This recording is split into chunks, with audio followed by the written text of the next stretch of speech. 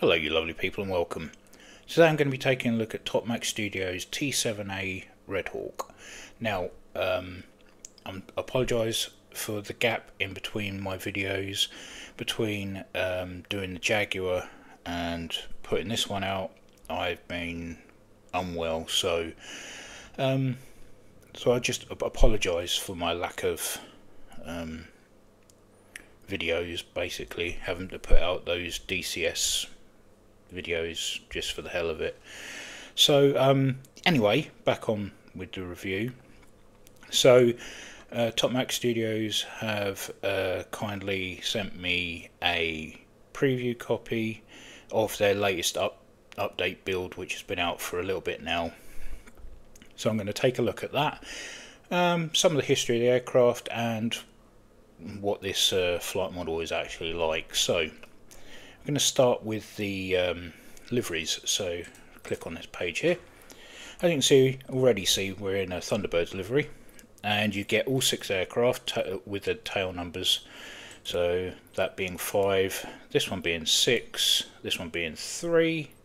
Next we have a NASA livery bird, and then Thunderbird 1, Thunderbird 2, and then we go on to some of the what would probably become the real thing if the T-7A wins the upcoming trainer competition, which comes into play I believe next year, 2026.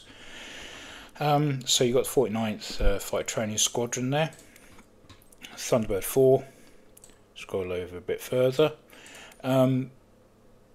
A private custom camo, but to me that looks like a Romanian MiG-21 colour scheme there. And then we've got the TX prototype livery, the debut colours of the T-7, and then we've got 435th Fighter Training Squadron in a sort of a grey, multi-grey camo, and then we've got another version. It's I'm guessing they're supposed to replicate Eastern Bloc fighters. Sorry.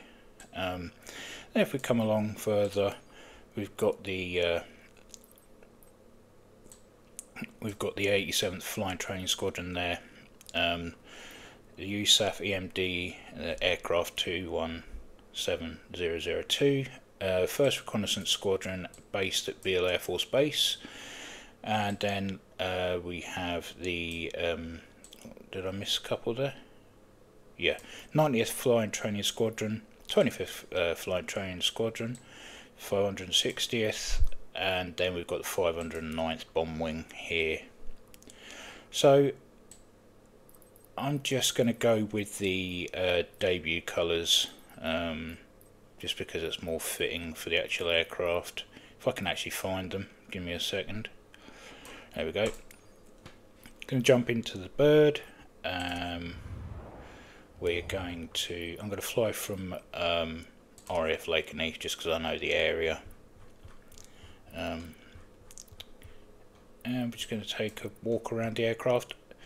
You may have noticed I'm actually in Flight Sim 2024. This is my first video with this. This is an FS 2020 aircraft originally. It's not native to 2024, but it has been updated so that it works with 2024. So I thought I'd give it a shot. Hopefully it won't crash on me, because 2024 is a bit unstable for me. Anyway, let's jump in the jet. Well, let's jump on the apron and have a walk around. Right then, so a little bit on the T7.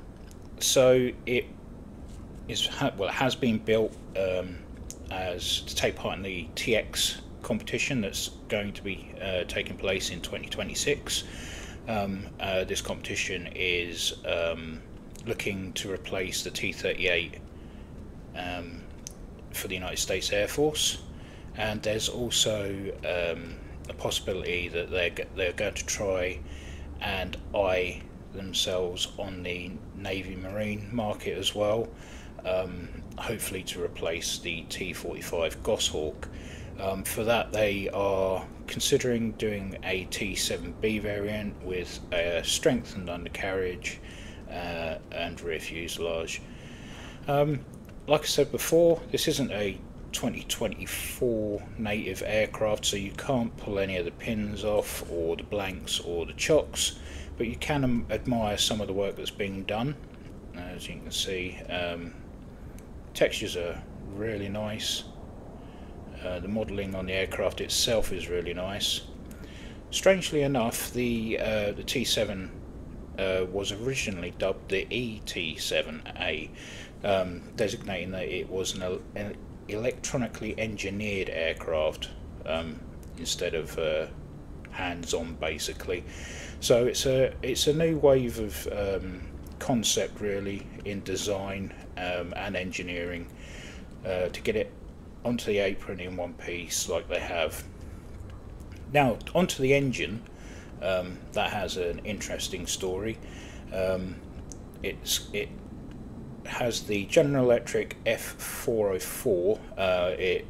It has the 103 variant of the aircraft, pushing out 11,000 pounds of dry thrust and 1,700 pounds of wet thrust.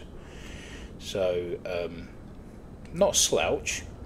And the engine itself started life back in the mid-70s when it was designed originally as the YJ101 for the then Northrop YF-17 Cobra, and that was built to take part in the lightweight fighter competition up against what we now know as the F-16. The YJ101 was then manufactured into the 404 and is currently the power plant for the FA-18 Hornet, and also built as built by license by Volvo, and they currently power the SAAB Gripen as the RM12. So and that is part of the reason why Boeing and SAAB went into partnership with this aircraft, because there is a lot in common with the two companies.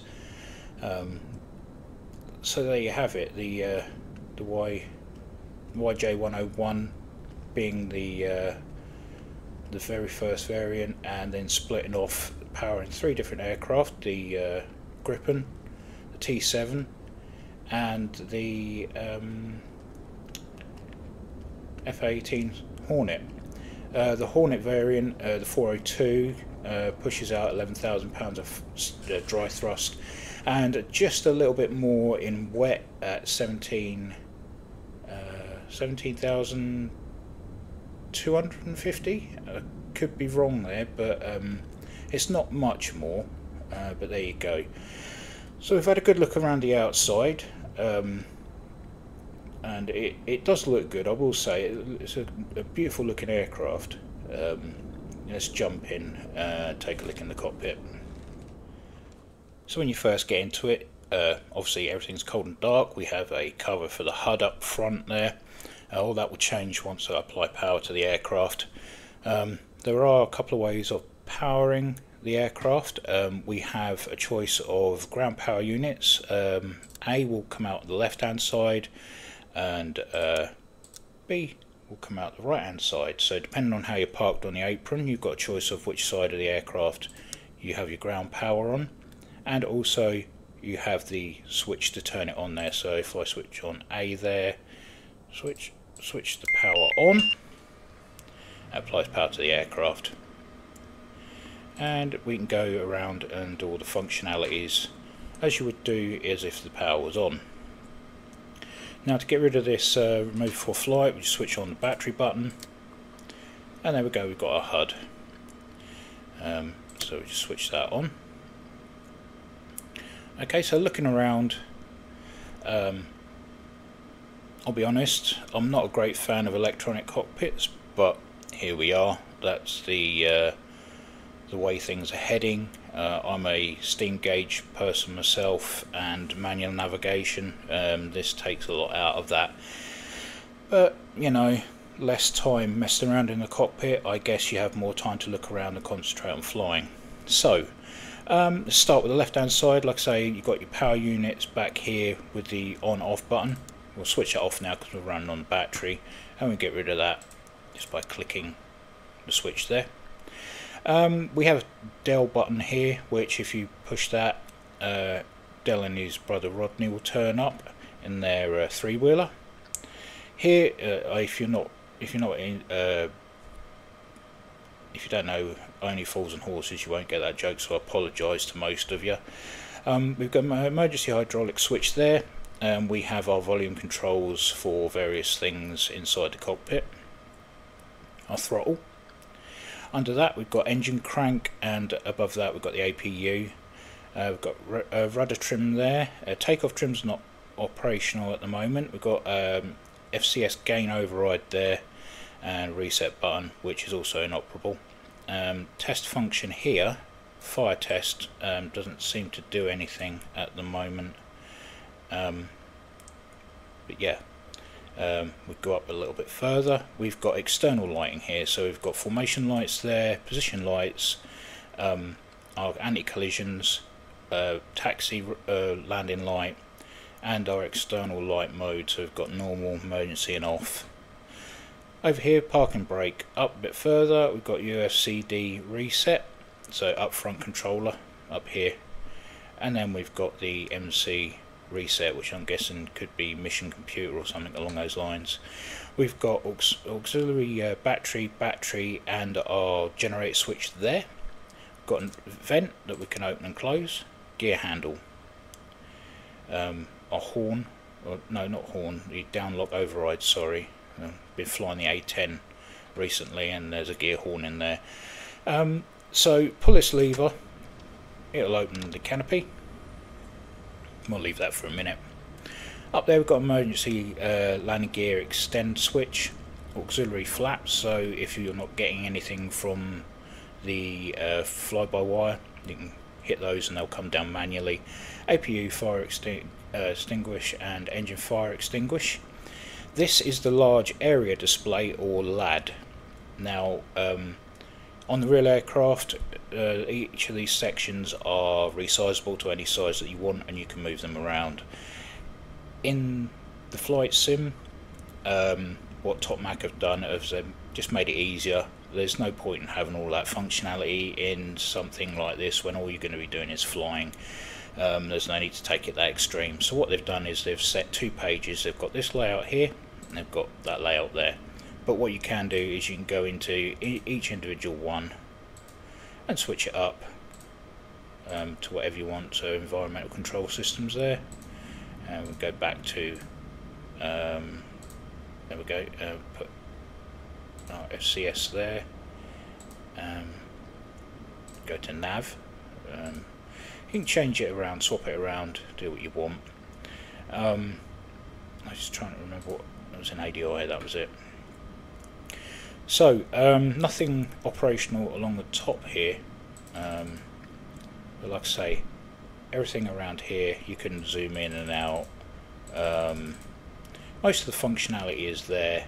None of these buttons, as far as I'm aware, can actually do anything. You can change the brightness there, switch the LAD on and off with that, and then above it here's the upfront controller, and that's the crowning jewel of the whole cockpit area.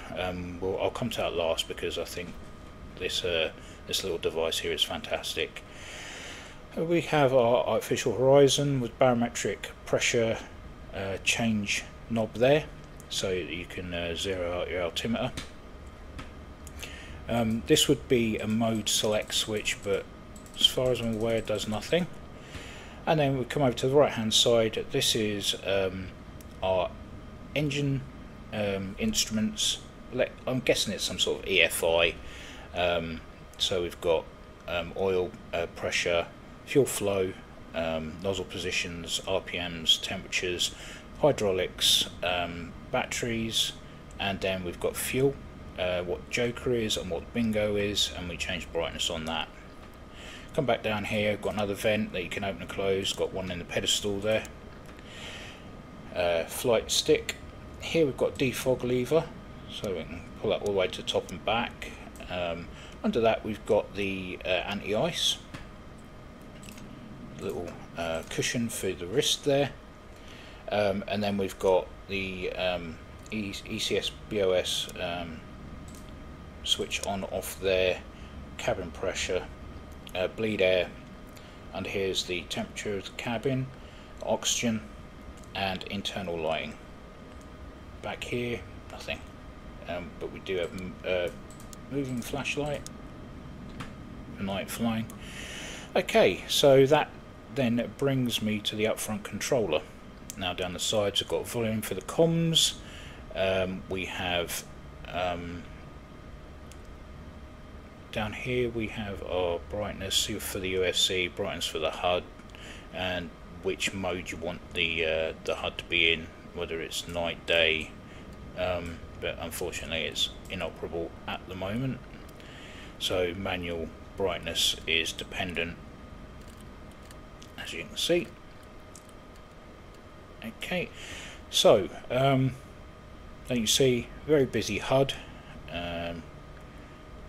We'll get into some of that shortly, but we'll have a look around the upfront controller. So here we've got our comms frequency that we're on. Under that is our navigation. We'll come back to that switch in a minute. We have a number pad here, but if we hit this we get a full keyboard. If we hit it again we get our basic functionality back. Under that is system control, so we can remove RBF tags, wheel chocks, we can put the ladder on if we so wish. We can put maintenance platforms on, which is pretty cool. Tow bar, that's over there.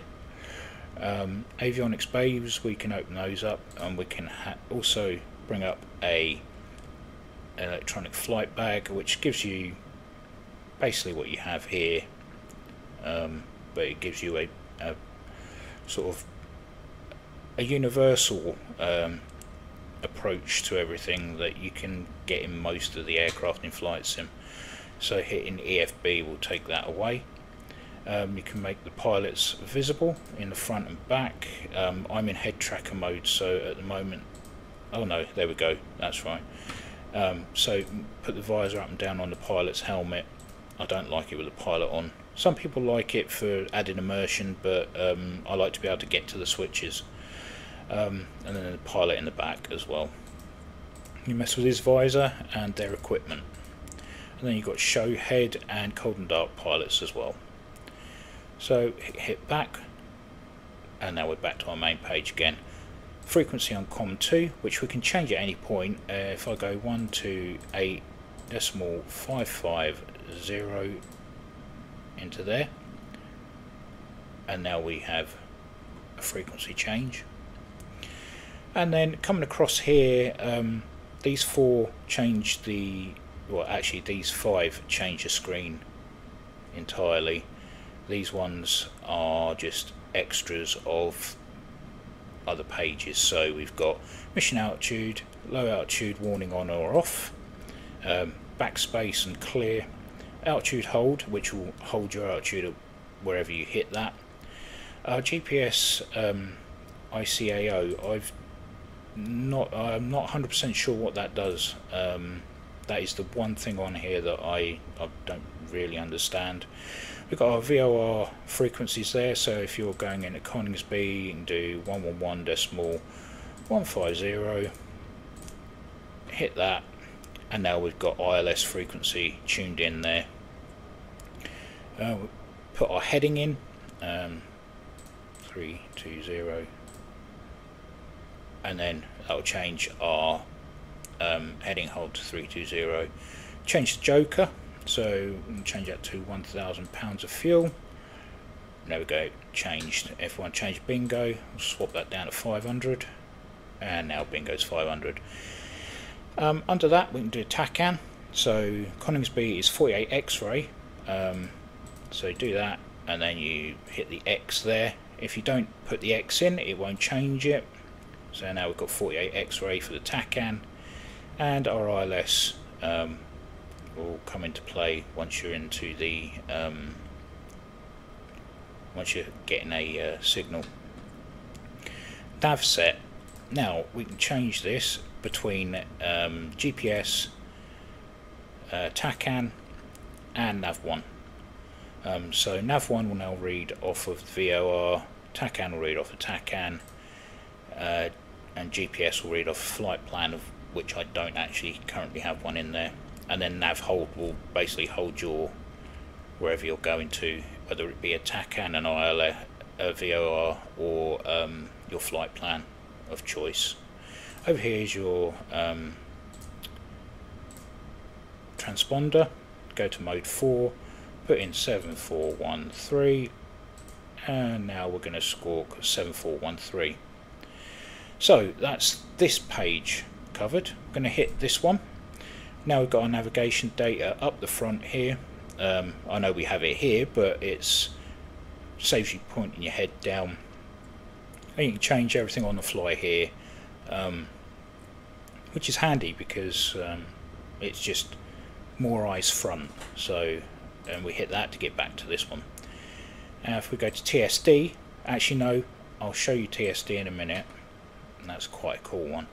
Data, this shows you all your fuel data, so your total, joker, bingo, fuel flow, your TTE, DTE, and then you've got a timer for stopwatch, gives you your UTC time and local time, and then temps, outside air temperature, ISA and TAT, and you change it up between Fahrenheit and centigrade. And then your IFF here, which I've already done, you can switch into different modes. And we go back, and then autopilot. So across the top, ICAO, again not 100% sure what that does, and the back button we've got master, autopilot master on off, heading lock on off, the course, the heading, your nav hold on or off, your nav set, your approach lock for coming in on ILS, your back course again for ILS, altitude hold on off, your altitude, so at the moment it's 5,000. I believe I can change that on the ground. I don't want 100,000 feet, that's a bit much. No, can't change that at the moment. And you can change between altitude hold, vertical speed hold, and you can change your vertical speed there as well by typing in. So if you want to go into a dive, you can do 1,500, put in the minus, put it in there, and then it will start to descend. Just going to stick that back to 0. Okay, and then we've got all our ILS, VOR, and TACAN there. We go back, and now we've done the oh no, we need to do HUD. So HUD, so at the moment you go to air-to-air mode, puts on a bore sight there, air to ground, declutters it slightly, en route, so this is for your navigation, landing mode. Again, hitting that will bring you back here, hitting that will take you back.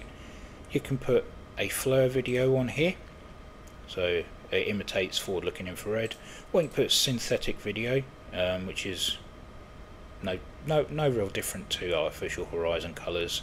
And then if you really want to, you can, if you've got the Top Mac Studios F22, you can apply that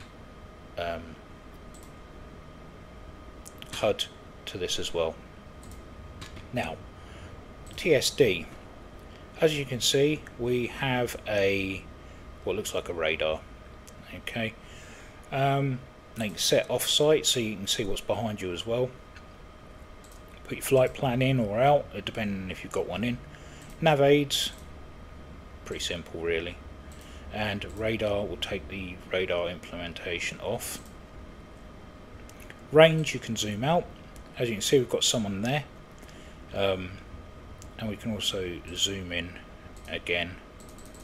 But what I want to show you is this part. If you're doing basic fighter maneuvers or air combat maneuvers, and you're not sure who's who, you can assign what they are. So if we click, oh, one's just popped up, we'll assign that one as a friendly. I do apologise, I just had a coughing fit and that crept up out of nowhere. Anyway, where was I? So as you can see, we've got two guys here. If you're doing air combat manoeuvring or basic fighter manoeuvres, and you want to sort of point out who's friendly and who's not, so this guy's on the ground, we'll assign him as a friendly. This guy who popped in, we don't know who he is, so we'll put him as a suspect for now. We do an intercept. If we get close enough, we can use the Mach 1 eyeball to figure out what's going on. We can then assign him as a hostile. Then if things get nasty, you know who you're chasing. And I thought that was a really, really nice addition to the radar. So it just takes things to that next level. So yeah, pretty good. A lot of fun with that. Someone here. Okay. Alright, okay, so let's take a look at the back seat. Okay, so at the back here, as you can see, it's pretty much carbon copy of what's in the front, which is quite unusual for a trainer. The only thing we're really missing is the HUD. But again, if you really wanted to, you could put the HUD there. So yeah, I mean, it's just a carbon copy. You're in the back seat and not the front. And what's the view like from the back? Not too bad, to be fair. Very similar to the Hawk. But yeah, okay, so that's the back seat. And for any of those that are interested, this is what it looks like with the maintenance gantry on it. Quite impressive, to be honest. A lot of work's gone into that. I'm not sure why the pilot's still sitting in there. You obviously didn't get the memo, but there you go. So yeah, that's what it looks like with gantry around it. I'll show you the avionics bays, and then we'll get started up and have a listen to the sounds. So as you can see, we've got the avionics bays open on both sides. Again, that's done from the upfront controller. Alright, so I'm going to get the APU started up. Nice little feature I'll show you. So switch that on, jump outside. Little flames coming out the top there. You can see the doors have opened, and we've got some heat coming out the top. Of course, this is all been made possible because of FS2024 with more functionality, brings more features. So yeah, that's APU up and running.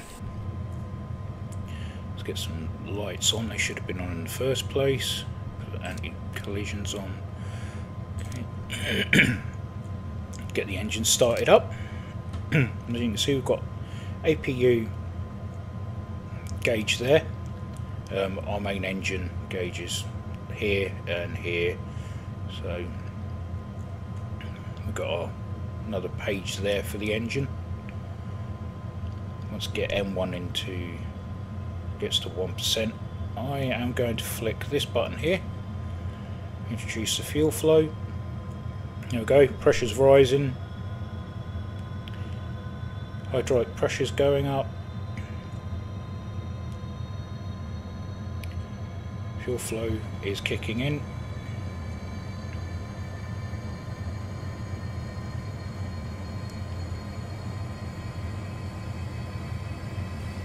Okay. Just wait for that to settle and then we'll shut down the APU.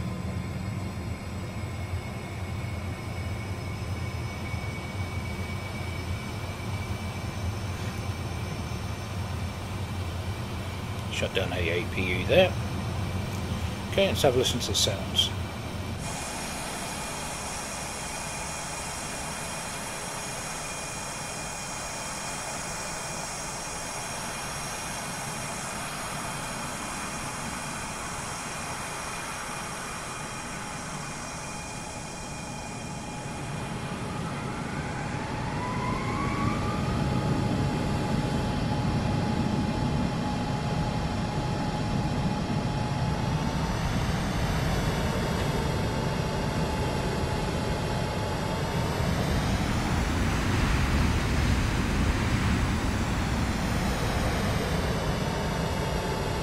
I know they are probably the F-18 402 engine sounds, but as they basically share the same engine, they probably sound the same anyway. From the front,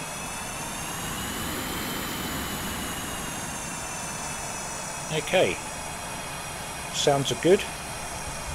Control surfaces moving nicely. Air brake, very quick to deploy and retract. Right, let's get this thing up in the air then. So I'm going to go back into HUD. I'm going to stick the original HUD back on. So we'll go for nav. Okay, so it's taxi out.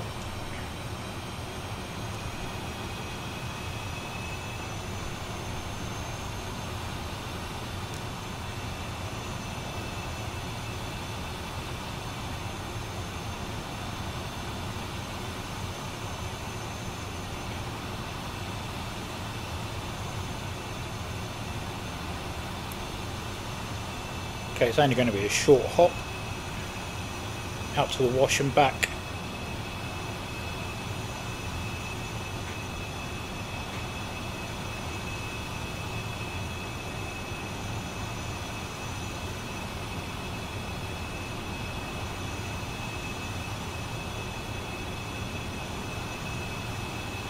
Ground handling's alright. That's all you expect from a little trainer like this. Not heavy, not too light at all, which is good.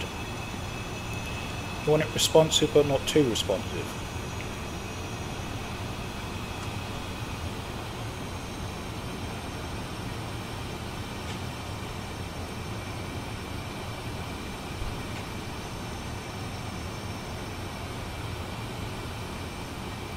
Switch it into stop here, put the runway lights, take off landing lights, get it right.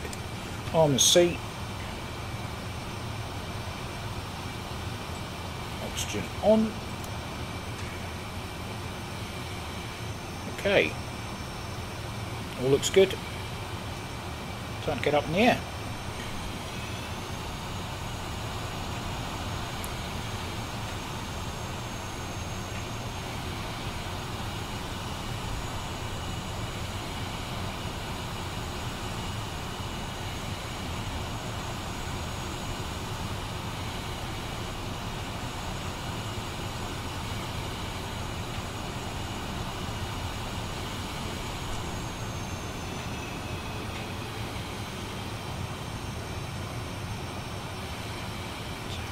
The altimeter.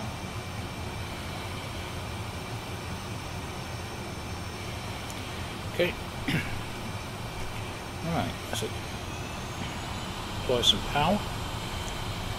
About 50% RPM. Brakes off.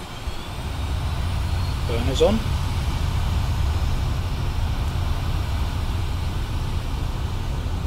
Pickup's pretty good. We're up already.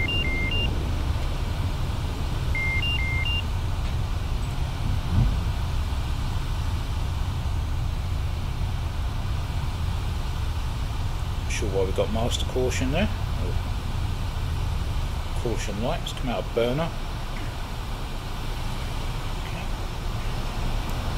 So it's very nimble on the roll authority. Very reminiscent of the F5. So overzealous use of the flight stick will cause you to probably lose quite a lot of control.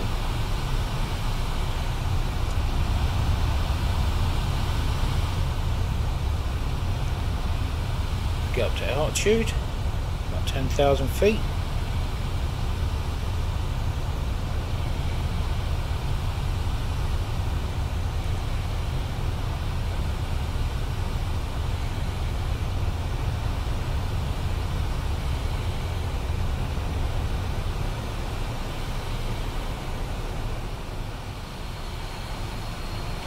Be heading back towards Lakenheath now.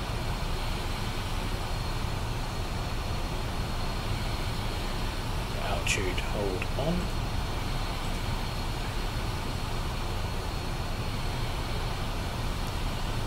that's our heading. I'm on 111.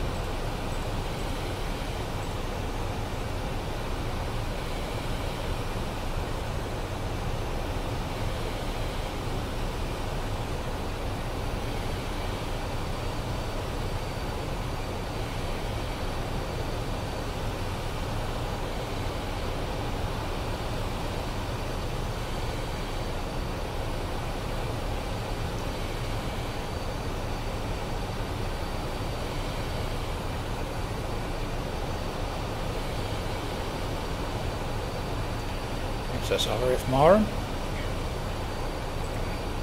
Take the autopilot master off. Not far from Lakenheath now. Do a Point Charlie approach.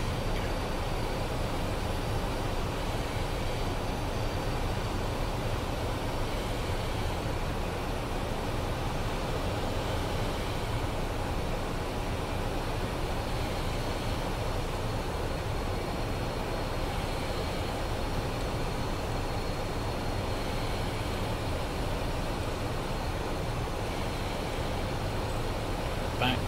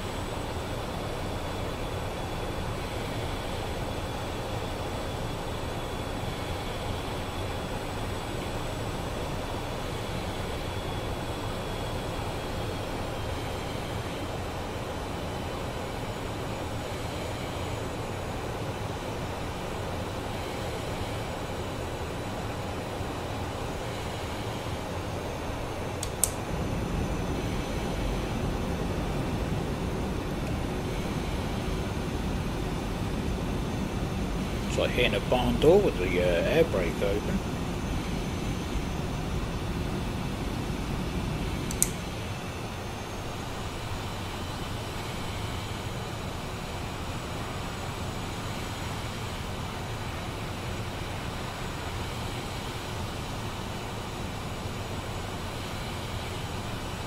Always nice to have an Airbus fly through you when you're flying out high.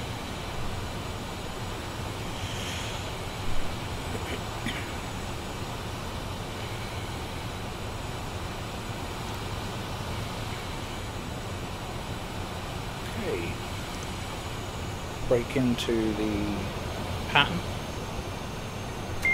get gear down,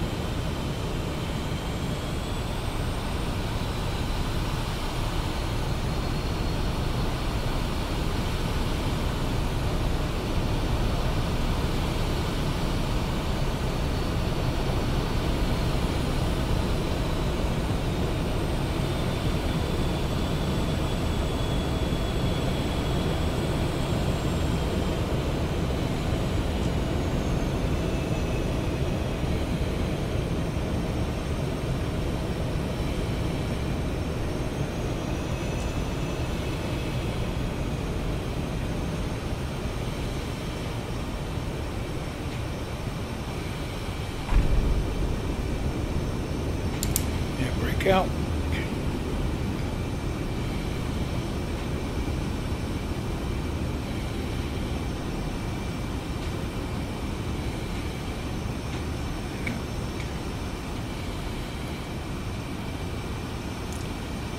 Okay, it pretty much aero brakes automatically until it's slowed down enough, which again, nice little feature. Takes a lot away from the pilot.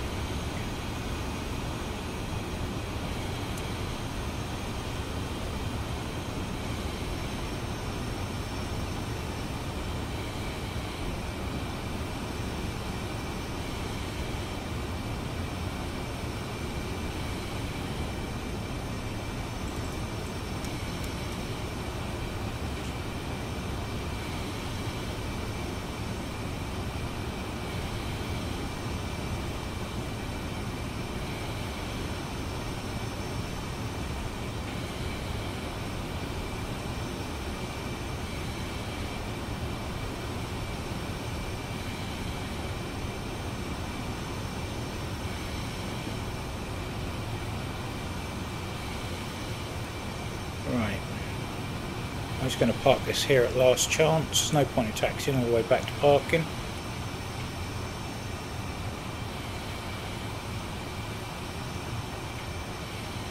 Take the next slot.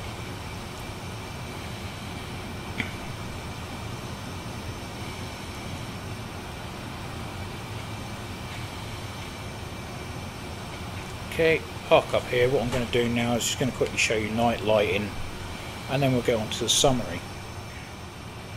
There you go, everything's adjusted for night lighting. Brightness has been toned down on the HUD and the LAD, and on the secondary display to my right there. Also instrument labelling, things like that, all nicely lit. And the lights outside, yeah, looks pretty good. Anti-collision's on, navs are on, all full brightness.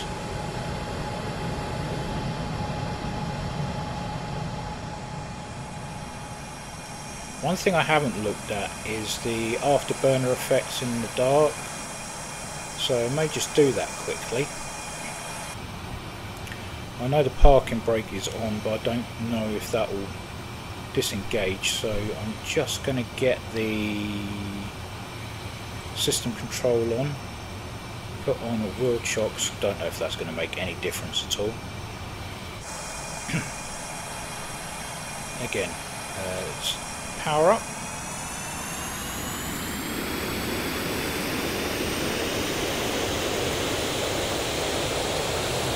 No.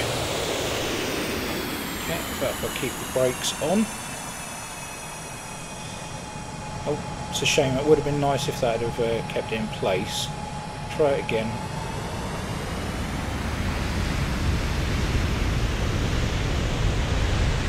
One of them afterburner. Nice shock diamonds.